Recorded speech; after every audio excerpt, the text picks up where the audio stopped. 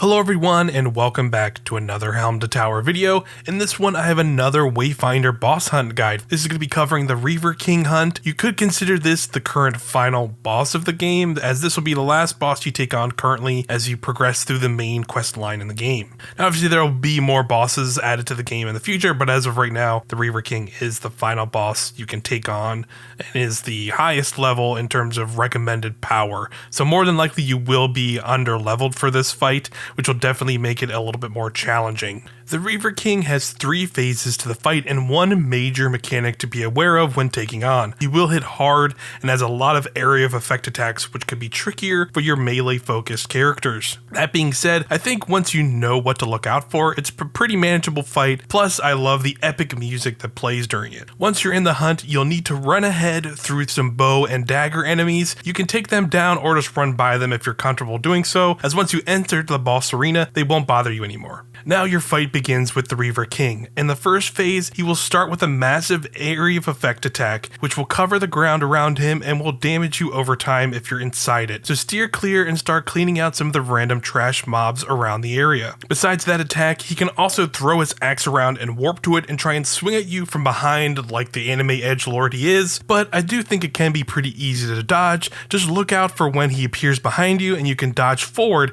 and this attack will whiff more times than not. Just avoid these attacks and keep putting on the damage until he goes down. At this point, the fight will fake you out thinking you have defeated him, but his trusty bear friend will spawn into the arena and revive the king, kicking off phase 2 of the fight. From here, the Reaver King will ride around on his bear, charging at you and leaving more pools of black goo around that will damage you. Avoid these and keep attacking the bear, and once you do enough damage, the Reaver King will leap off the bear for a big attack and take you into the final phase of the fight. Now you're going to be contending both with the Reaver King and his trusty bear steed. They will be attacking you both at the same time, so the fight definitely ramps up and starts getting more chaotic in this final phase. And now more importantly, this is where the main mechanic of the fight you want to know is before you take down the Reaver King. You'll need to take down both the Reaver King and the bear steed at the same time. Otherwise, whichever boss is still standing will revive the other one and bring them back to life, and you can't stop this from happening. You need to take them both down in quick succession. The best way I've found to go about this is trying to get both of their health as low as possible first, then just take one out and then burst damage the other boss very quickly with either abilities or supers, or team up with your buddies or whoever you teamed up with, and then finish off the second boss, netting you the victory over Otterok the Deathless, aka the Reaver King. Overall, I don't think this boss is super difficult, but due to the recommended power needed, everything in the fight will hit harder because you'll more likely be under that, which will make it so you want to avoid as many attacks from both of them as possible. One thing I also recommend avoiding as much as you can is staying out of the corner of the arena, because the Reaver King does his AoE effects nearby. You can get caught in the middle depending on how close he is to you, and you can have no way of escaping the attack due to getting yourself stuck between him and a corner of the map. So try and stay in the middle of the arena when you can, and stay out of the corners to give you some room from escaping from this attack, because that's honestly what I've seen most groups get wiped by when taking on this hunt.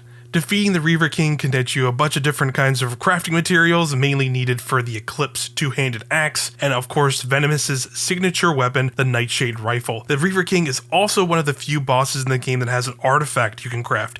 These are rare items that you can make and put into your apartment, which will give you and your teammates buffs when playing together. The Reaver King artifact, once activated in your house, will increase your crit rating against enemies when you reduce their resilience, maxing it out when the enemies have their guard meter broken. So can be really effective on characters who really can rely on crit damage like Venomous. But that's all I got for you guys today for this guide on the Reaver King boss hunt. I hope it helped out. If I missed anything, feel free to leave comments down below. If you'd like me to do any other kind of boss hunt guides on other bosses you're having trouble with, also feel free to leave that comment below. But otherwise, I'll see you in the next video.